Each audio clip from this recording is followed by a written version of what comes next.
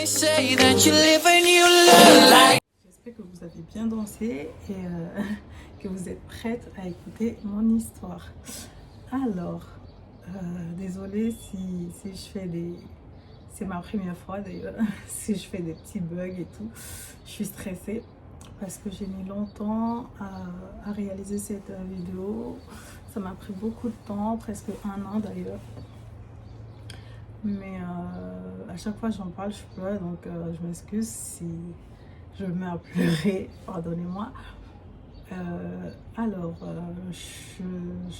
fais vraiment cette vidéo pour vous parler de ma grossesse. Il faut savoir que je suis tombée enceinte en novembre, le 12 novembre 2019. Et tout allait très bien pendant ma grossesse. Mes 2 premiers mois se sont très bien passés, je travaillais et tout. Et à mon 3e mois de grossesse, là, j'ai commencé à avoir des douleurs. Je ne vais pas trop traîner parce que la vidéo va être très longue, donc je la ferai sûrement en 2 fois. Et là, j'ai commencé à avoir des douleurs. J'ai été une première fois aux urgences et on m'a dit que c'était des douleurs ligamentaires. Et moi, je ne connais pas. C'est vrai que j'avais déjà, enfin, j'étais déjà tombée enceinte avant celle-là, mais c'était un œuf clair. Et moi, à la base, j'ai toujours eu peur de tomber enceinte. Je ne sais pas pourquoi, c'était un traumatisme pour moi. J'ai jamais voulu tomber enceinte. Et j'ai toujours fait attention à ne pas tomber enceinte parce que être enceinte, c'est quelque chose qui me stressait beaucoup, qui m'angoissait. Enfin, je ne sais pas, mais en tout cas, c'était mon ressenti. J'avais très peur de tomber enceinte, peu importe avec qui. Je ne sais pas, ça m'a toujours angoissée, le fait d'être enceinte. Je ne sais pas pourquoi. Mais quand j'ai été enceinte une première fois, et qu'on m'a annoncé que c'était un œuf clair, après 3 mois de grossesse, en fait, l'embryon ne se développait pas dans mon ventre, mais j'avais les symptômes d'une femme enceinte et tout. Et le truc, c'est que c'est quitté seul, c'est tombé tout seul 3 mois après que on a essayé, enfin, on m'a proposé d'enlever par comprimé, j'ai pas voulu, mais j'ai laissé la nature faire les choses. C'est tombé tout seul et j'ai eu très mal. Je sais même pas comment vous expliquer. Franchement, faire une fausse couche, franchement, j'admire vraiment ces femmes-là parce que c'est quelque chose de très difficile et ça fait très mal. J'ai eu tellement mal que je peux même pas vous expliquer la douleur. Bref, et après ça, bah, je suis retombée enceinte tout de suite après. Je sais, vous allez dire, mais elle avait peur d'être enceinte, mais tout de suite après, elle est tombée enceinte. Je sais pas, mais ça m'angoissait, mais c'est arrivé comme ça. C'est arrivé comme ça et bon, on va pas aller contre la nature, hein. J'ai accepté la chose. Et j'avais commencé à avoir des douleurs. Je savais pas ce que c'était. Et je demandais autour de moi, et ceux qui avaient déjà des enfants me disaient, mais non, c'est normal, ton ventre grossit, ça s'étire, le bébé qui grandit et tout. Et c'est des douleurs ligamentaires.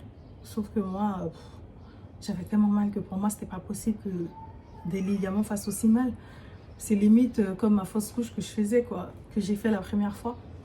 Je vais aux urgences, la dame, elle me dit non, c'est rien, ça va passer et tout. Elle m'a mis 3 jours d'arrêt maladie, elle m'a donné des Doliprane, je suis rentrée chez moi. Et la douleur, je vous assure que ça n'allait pas du tout, ça se calme pas. Ensuite, moi je retourne travailler parce que je travaillais toujours, je suis conseillère de vente et il faut savoir qu'on reste debout. Donc imaginez la douleur et le fait que je sois debout toute la journée, c'était juste horrible, horrible. Et imaginez comme il me disait oui, si vous voulez qu'on vous arrête et tout, mais moi je me sentais bien au début, donc je disais non, je vais continuer et moi j'allais toujours au travail. Et le truc c'est que je pense que j'ai pas écouté mon corps et j'ai trop insisté. J'avais des douleurs mais horribles. En fait, la sage-femme qui me suivait au début, et ben, elle était dans un centre médical. Du coup, elle m'a dit de trouver une autre sage-femme dans un hôpital où je serais suivie, où j'accoucherais en fait. Donc, je suis allée dans cet hôpital-là. J'ai pris rendez-vous. Mon rendez-vous approchait. Mes douleurs s'accentuaient et j'avais archi mal. Et vu que j'avais bientôt rendez-vous avec ma nouvelle sage-femme, donc je me suis dit, bon, je vais sûrement pas retourner aux urgences. Mais je suis encore retournée aux urgences parce que j'avais tellement mal pour vous dire. Et là encore, on me dit non, c'est rien et tout. On me donne encore des Doliprane, on me ramène chez moi. J'ai dit, mais c'est pas possible. En fait, j'ai eu l'impression que personne ne m'écoutait, clairement. Et je tombais que sur des étudiants. Et vous savez, les étudiants à l'hôpital, enfin, je dis pas qu'ils font pas leur boulot, mais je veux dire qu'on est tous des êtres humains et ils savent pas tout. Parce que non seulement les gens, ils sont débordés, donc ils savent pas tout. Ils prennent pas vraiment le temps d'écouter ou de... Et moi, on me ramenait à chaque fois chez moi. Et le jour de mon rendez-vous avec la gynéco en question arrive. Et là, quand la dame elle me touche le bas-ventre, je vous dis, hein, comme si j'allais pisser. Enfin, j'ai eu tellement mal que ça m'est... C'est une douleur, je ne peux même pas vous expliquer. Elle m'a dit, mais c'est pas normal que vous ayez mal comme ça. Donc, directement, on m'a transféré aux urgences. Je vous explique. Hein. C'est de là, juste une consultation comme ça, on m'a transféré aux urgences. Arrivé aux urgences, qu'est-ce qui se passe? J'attends très longtemps d'ailleurs. Je suis allée à 15 h. On m'a pris que à 22 h, s'il vous plaît. Hein. Sachant la douleur que j'avais. Hein. Et d'ailleurs, la sage-femme, elle m'a même laissée, elle est partie. Et parce qu'elle avait d'autres patients, je suppose. Et j'ai attendu. Et là, encore des étudiants, deux, qui m'examinent et tout. Et elle ne comprenait pas. Donc, elle me dit, attendez, je ne comprends pas un truc. Elle va appeler le chef du secteur qui arrive, qui regarde et elle me dit, ah, madame, on a un problème. On ne retrouve pas, enfin, votre col s'est raccourci. Enfin, je sais pas ce que ça voulait dire, mais après, elle m'a expliqué, elle m'a dit, oui, votre col a raccourci, ça veut dire que vous êtes ouvert en fait à deux doigts. Donc en fait, pendant tout ce temps-là, j'avais tellement mal que c'est une fausse couche qui se préparait, quoi. Et je me dis, mais... Et ça veut dire quoi? Ça veut dire que là, je vais accoucher ou... Sachant que j'étais que à 19 semaines de grossesse. Et c'était même pas possible pour moi d'accoucher. Si ça arrivait, ben, c'était une fausse couche et je perdais l'enfant. Donc imaginez le traumatisme. Encore, je me suis dit, ah non, pas encore. Parce que déjà, je ne m'étais même pas remise de l'autre. J'avais tellement mal, je vous dis, ça m'a traumatisée. Et là, qu'on me dise encore que mon col, il est ouvert, j'étais pas bien. Et là, elle me dit, bon, écoutez, on va vous garder en observation. Je suis restée du coup à l'hôpital 3 jours. Et ils sont venus après me voir. Et elle m'a expliqué que oui, mon col, il était ouvert, nanana, que voilà, j'allais faire une fausse couche tardive. Dans tous les cas, par contre, on peut faire un truc, un cerclage. Moi, j'avais jamais entendu le mot cerclage, bien évidemment. Pour moi, clairement, vu la situation dans laquelle j'étais, on m'aurait dit, vends ton âme, désolé, c'est un peu fort, mais je l'aurais fait. Parce que clairement, je sais pas pourquoi, mais vous savez, quand on est enceinte dans les débuts, on commence à avoir des papillons, genre des gaz et tout. Apparemment, c'est le bébé qui bougeait. Et moi, c'était tellement agréable. J'aimais trop cette sensation. Et le fait de savoir que ben, j'aurais peut-être plus ce bébé-là dans le ventre, j'ai une angoisse. Mais je vous assure, je sais même pas comment vous expliquer. Limite, je faisais des crises. J'ai commencé à avoir des crises d'angoisse or que c'est un truc qui m'était jamais arrivé.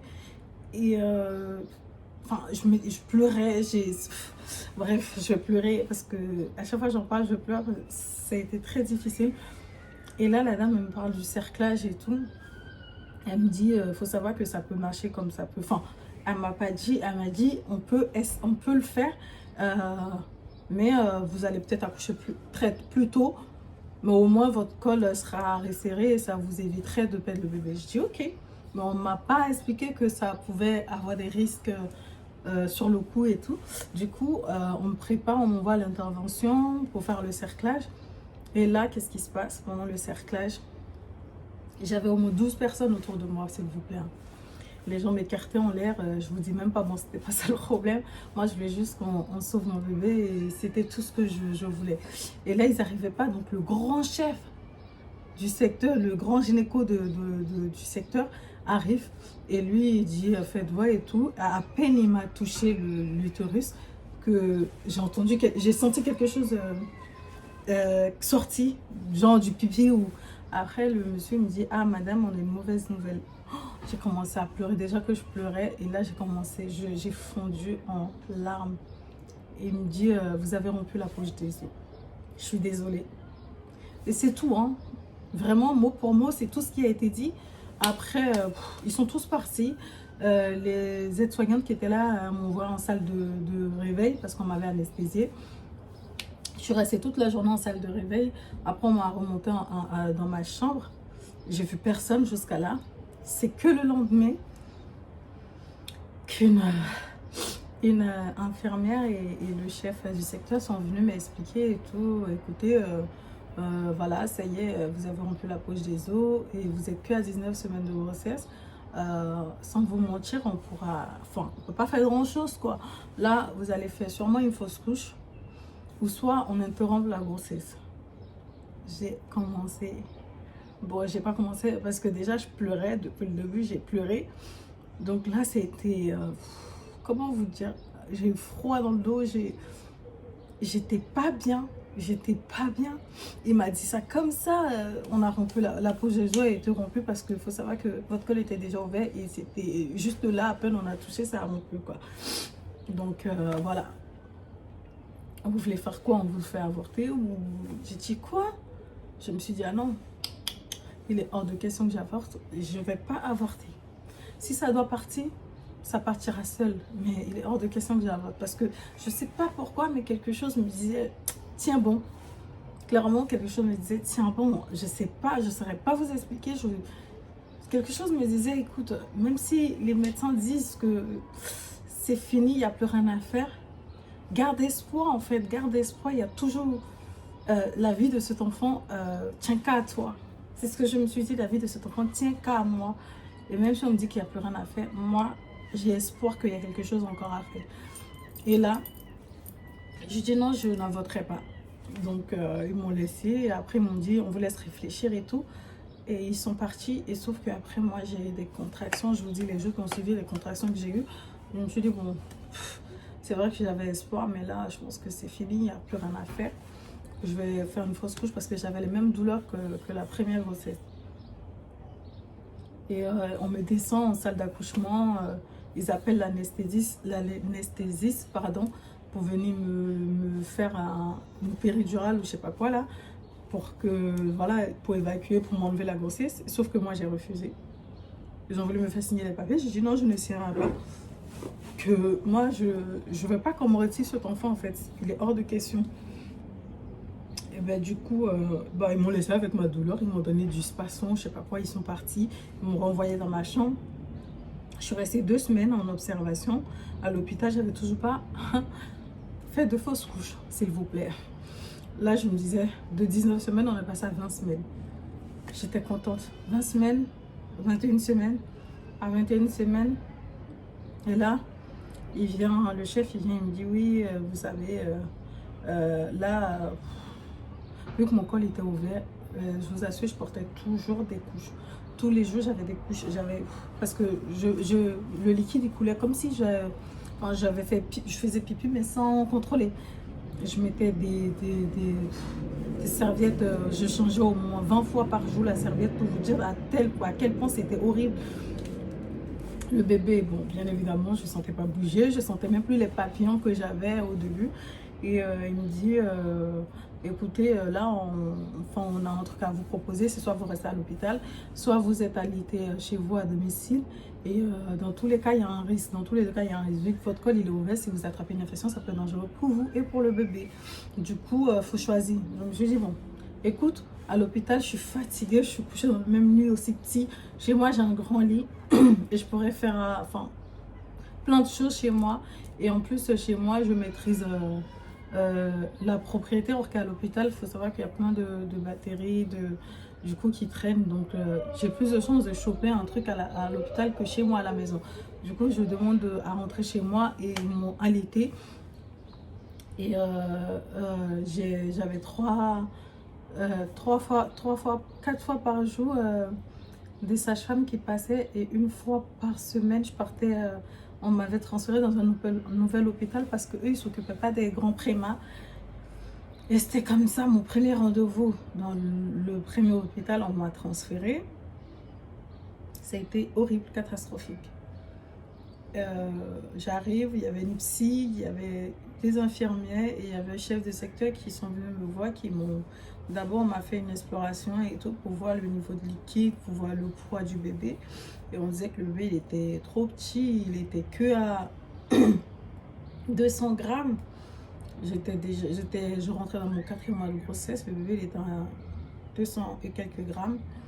Et que si j'accouchais là dans les semaines qui arrivaient, et ils n'allaient pas pouvoir sauver l'enfant et tout. Enfin, en tout cas, c'est même pas imaginable parce que à ce thème-là, c'est une fausse couche et on peut pas garder l'enfant. Et j'entendais que des choses comme ça et je vous dis, j'ai tellement pleuré que ça me fend le cœur. Même d'en parler, ça me fait mal. Enfin, ça me fait pleurer parce que j'ai pas été...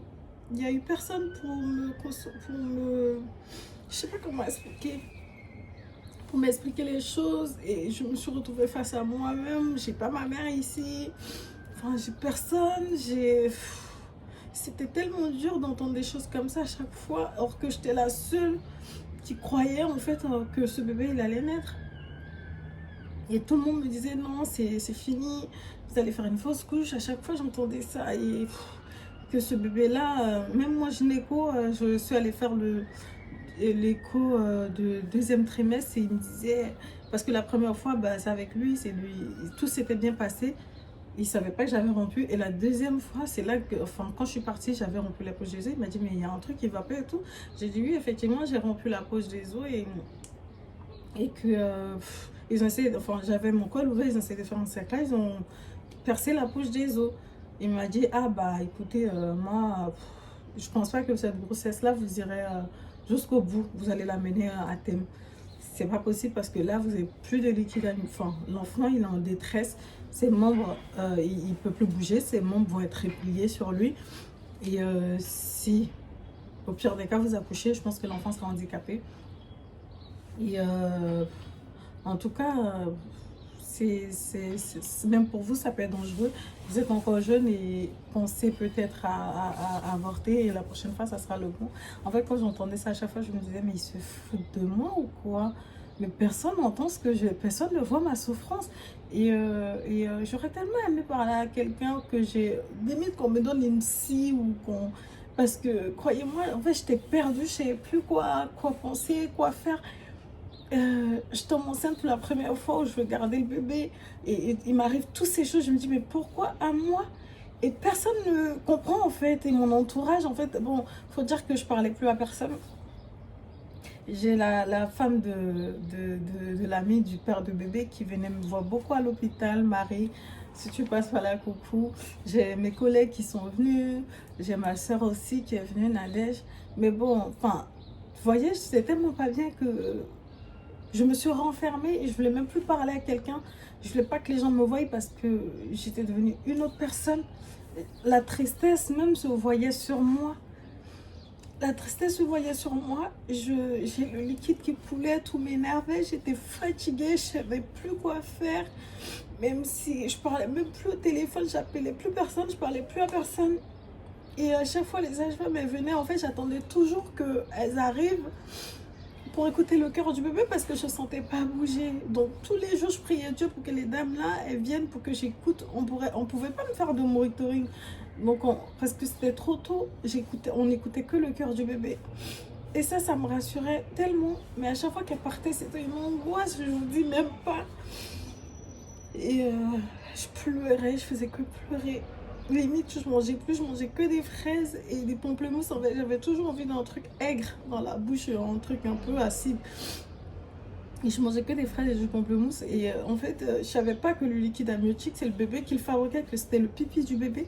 Et c'est une infirmière qui me l'a dit. J'étais tellement angoissée. À chaque fois, je partais, on me disait, oui, vous avez plus de liquide. Et on m'avait conseillé de boire beaucoup d'eau. Je buvais 5 litres d'eau par jour, moi qui ne buvais pas de l'eau avant. Donc, imaginez comment ça a pu être difficile. Et c'était juste horrible. En fait, je n'en pouvais plus. Je n'en pouvais plus clairement. Je me suis dit, mais quand est-ce que ça va s'arrêter? Et pour vous dire, franchement, j'avais la force, le courage de m'accrocher, mais arrivé un moment, je me suis dit, ah non, je vais abandonner. Je vais abandonner. Et pardon. Je me suis dit, non, je vais abandonner. Parce que c'était trop dur pour moi. Je me suis dit, bon, je pense que je vais avorter.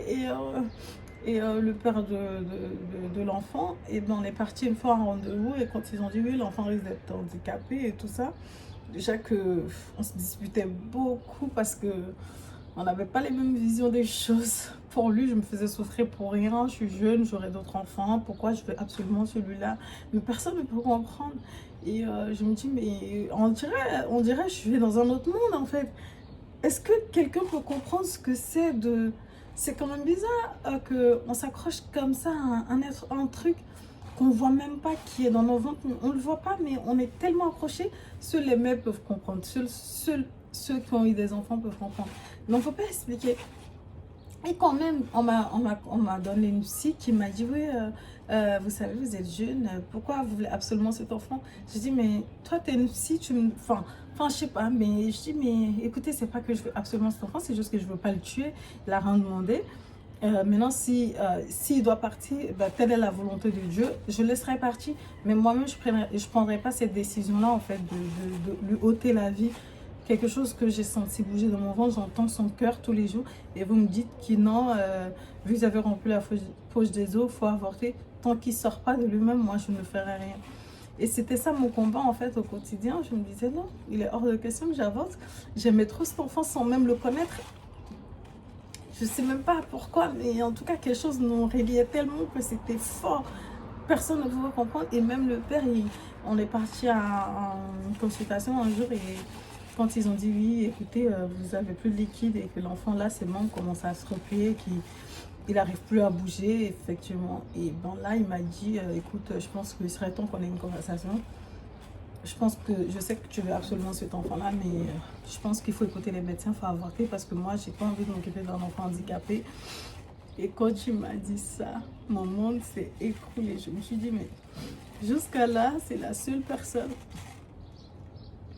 qui, pour moi, enfin, du moins, je pensais, qui me comprenait ou qui allait me soutenir. Il faut savoir que lui, il a déjà d'autres enfants. Donc, pour lui, un de plus, je sais pas, mais c'était pas nécessaire peut-être, mais ou avoir un enfant. En tout cas, ça lui faisait peur d'avoir un enfant handicapé. Mais je me suis dit, écoute, même si je dois rester seule, mon enfant, ça sera mon enfant. Certes, je suis jeune et qu'un enfant handicapé, c'est une charge et tout ça. Mais j'ai pas fait tout ça pour rien. Je n'ai pas fait tout ça pour rien. J'irai jusqu'au bout. Et quand je vous dis, hein, quand je suis sortie on est sorti de ce rendez-vous, j'ai pleuré, pleuré, pleuré. Et ça m'a fait mal parce qu'il a appelé ses amis, il a appelé sa tante, sa famille de m'appeler pour me dire d'avorter, il faut que j'écoute les médecins. Et vous voyez, quand tu es tellement mal et qu'il y a des gens encore, au lieu de t'appeler pour te remonter le moral, ils t'enfoncent encore plus. Enfin, qui t'enfoncent, non, ils m'enfonçaient pas, mais ils me disaient oui, il faut écouter les médecins. Faut avorter, t'es jeune, un enfant handicapé, c'est pas facile. Je me suis dit, mais il y a bien des gens qui le font. C'est des êtres humains comme moi. S'ils arrivent à le faire, pourquoi j'arriverai pas? Si mon enfant handicapé, ce sera la volonté de Dieu, clairement. Et c'est pas parce qu'il est handicapé que je vais l'enlever ou je vais... Et j'étais tellement triste. J'ai appelé au bled direct. Au début, je voulais même pas annoncer ma grossesse à quelqu'un, mais j'étais obligée. J'ai appelé ma tante au bled.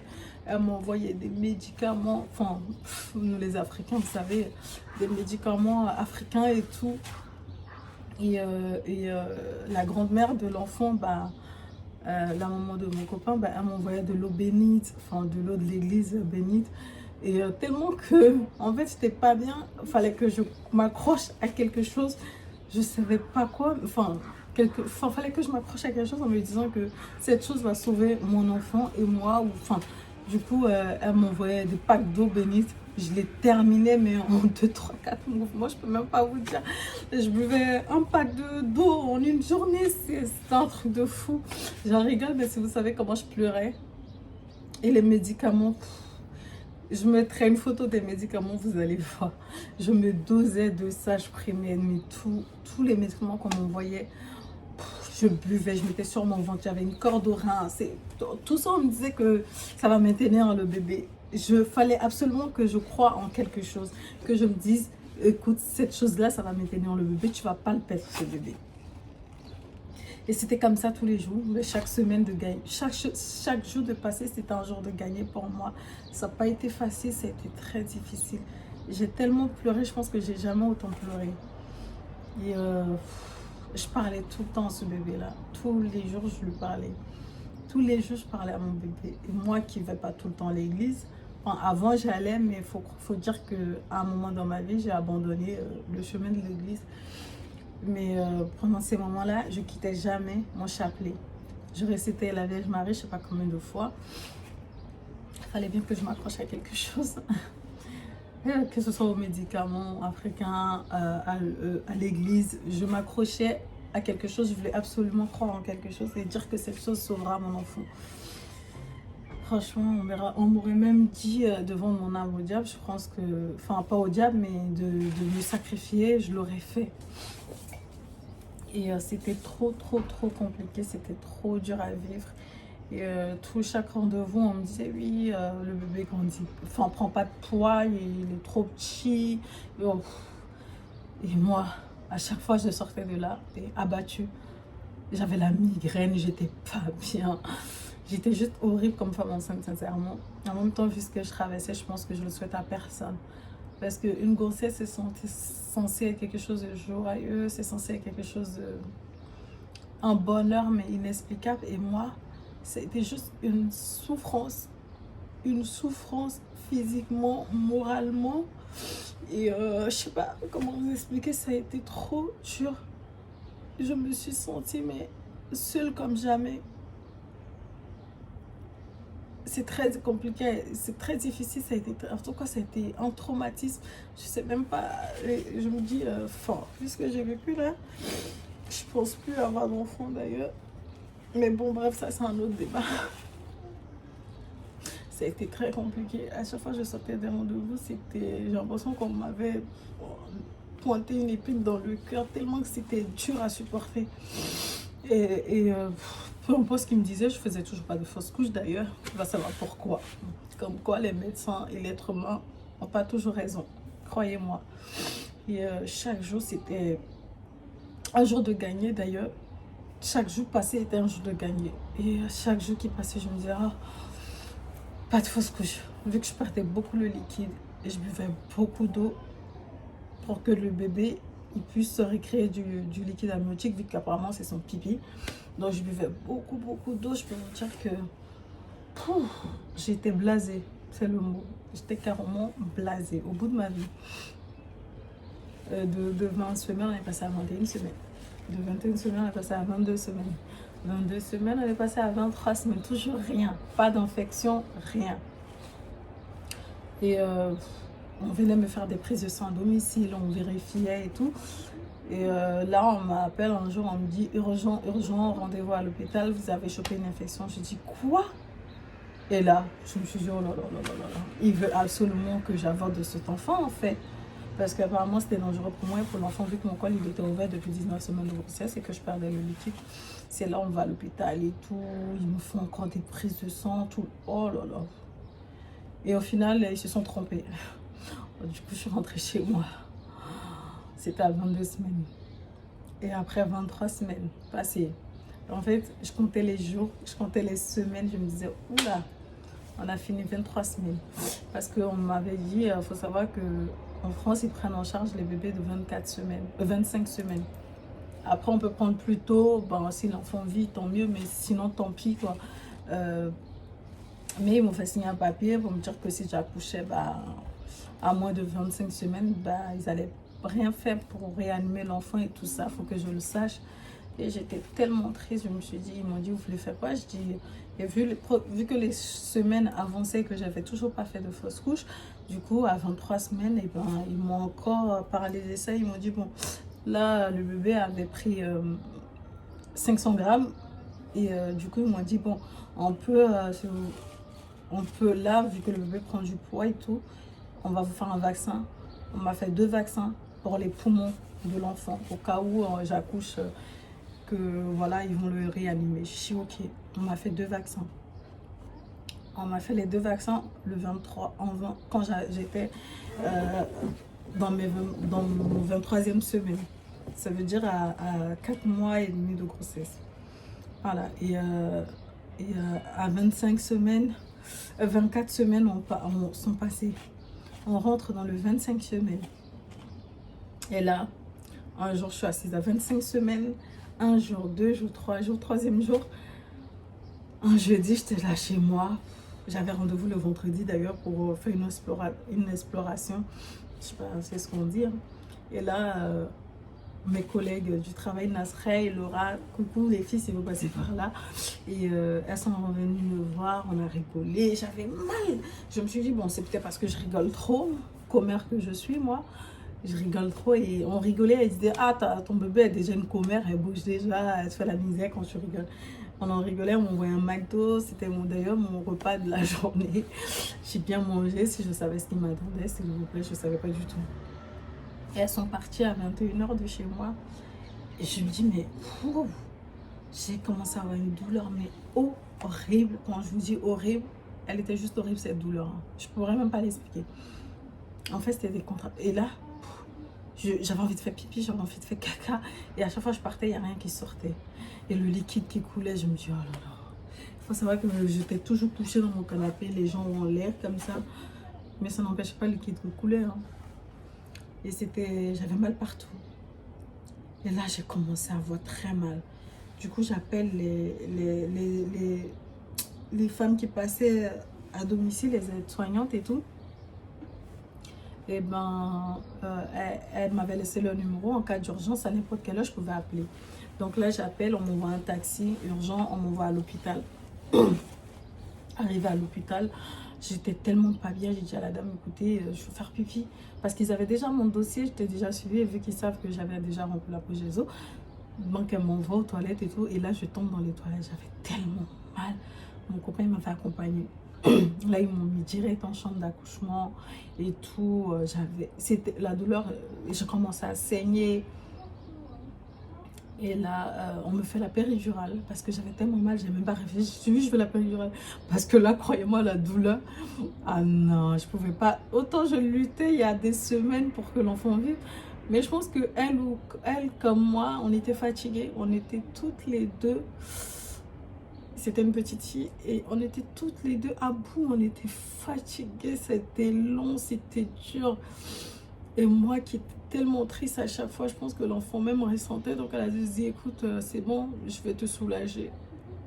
Et j'avais commencé à saigner, j'ai commencé à pleurer. Je dis, oh, je fais un beau bébé et tout ça.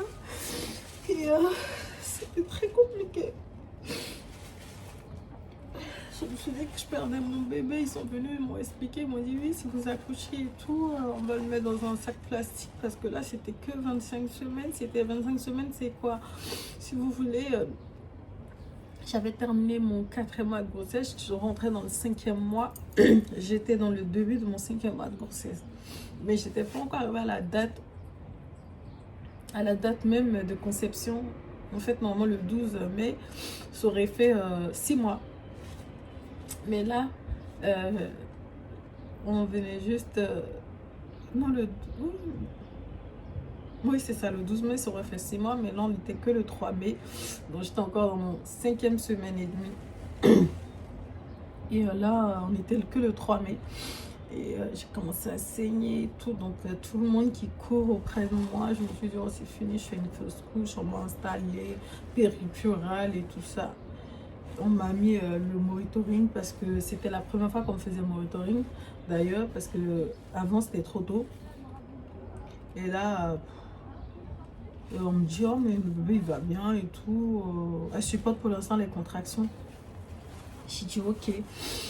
J'ai passé toute la nuit de jeudi, rien. Toute la journée de vendredi, rien. Et là, le soir, à 21h, on me faisait des prises de son, on faisait des trucs et tout. Elles me disent, oui, on va vous déclencher parce que vous avez chopé une infection. J'ai dit, mais j'ai même pas bougé de mon lit. J'ai même pas bougé de mon lit. Peut-être c'est l'infection qui a déclenché tout ça, je ne sais pas. Mais là, j'ai chopé une infection, donc elle m'envoie, elle me déclenche. Elle m'injecte un truc dans le sérum. Et 1 heure après, ben, sortie toute seule. Le bébé est sorti tout seul. J'ai crié, les infirmières elles sont venues et elles ont pris le bébé quoi dans un sac plastique, elles sont parties. J'ai tellement pleuré. En fait, je me suis même pas rendu compte que je venais d'accoucher pour vous dire. Je n'ai pas réalisé que j'avais accouché parce que j'ai absolument rien ressenti. C'est malheureux, c'est dommage, mais je n'ai absolument rien ressenti. J'aimerais tellement revenir en arrière et savoir ce que ça fait, parce que quand les femmes, quand j'entends d'autres personnes parler, quand elles accouchent, ça fait ça, ça fait ci, mais moi j'ai absolument rien ressenti. Et le pire c'est que je me suis dit, mais si mon bébé meurt, ben, je préfère ne même pas la voir parce que j'aurais tout fait pour qu'elle soit en vie. Et je culpabilisais, je me disais, mais j'ai fait quelque chose qui n'était pas bien parce que depuis tout ce temps, elle a tenu et là, comme par hasard, qu'est-ce qui s'est passé? En fait, j'ai jamais eu de réponse à mes questions. Et je me dis, bon, quand même, on a tenu jusqu'à 25 semaines. Là, j'espère qu'ils vont faire quelque chose pour la sauver. Ils sont partis avec elle. Elle m'a dit, vous faites une photo. Ils m'ont juste envoyé une photo. Je vous mettrai la photo pour que vous voyez à quoi ça ressemblait. Et mais c'était très difficile, c'était horrible. J'ai pleuré. J'ai pleuré pas parce que j'étais triste, mais parce que je me suis dit, waouh, tout ce chemin qu'on a fait pour en arriver à là. Ouais. Et j'étais fière de nous. Et j'étais malheureuse. En fait, c'était plein de sentiments. Et voilà. Donc, cette vidéo, je vais l'arrêter parce que je pense que elle serait trop longue et vous allez vous ennuyer. Mais je ferai une deuxième partie pour vous expliquer la suite de la vidéo. Et comment ça s'est passé après. Parce que là, c'est trop pour moi. Donc, je vous fais de gros bisous. Et en tout cas, moralité de l'histoire, c'est que ayez foi en vous, ayez foi en ce en quoi vous croyez quand vous voulez faire un truc. Ne laissez pas les gens influencer votre opinion ou votre idée. Parce que moi, si j'avais écouté les gens, j'aurais à voter depuis. Et je ne serais même pas là devant vous à vous expliquer cette histoire, ce témoignage, parce que je pense que plein de gens comme ça, plein de femmes à qui ça arrive et en fait elles prennent des décisions parce qu'elles écoutent les gens. Mais comme vous voulez vraiment la chose, après chacun à son degré de souffrance ou de son degré de... Moi je sais que je voulais pas et je voulais supporter la douleur. Même si j'étais malheureuse, je pleurais tout le temps, j'étais pas bien, mais je voulais quand même supporter. Après, il y a des gens qui ne supportent sûrement pas. Même si je me suis retrouvée toute seule, je faisais des crises d'angoisse et tout ça. Mais franchement, je pensais pas à moi, je pensais à ce qui était dans mon ventre. Donc voilà, et croyez en vous. N'écoutez pas trop les gens. Les médecins, certes, c'est des médecins, mais c'est des êtres humains comme nous. Il peut leur arriver de se tromper. Voilà. Et moi, ils se sont clairement trompés sur toute la ligne. Si je les avais écoutés, j'aurais voté depuis le début. Et j'aurais jamais eu mon enfant. J'aurais jamais vécu tout ce que j'ai vécu. Mais c'est juste du bonheur maintenant. Et je ferai la suite pour vous expliquer comment c'est passé en RIA. Qu'est-ce que l'angoisse n'était pas finie. C'était que le début d'ailleurs. Et voilà. Je vous fais de gros bisous et aimez la page, aimez ma chaîne si cette vidéo vous a plu. Abonnez-vous et activez la notification pour la prochaine vidéo, la suite justement de l'histoire. Voilà, bisous à vous et portez-vous bien.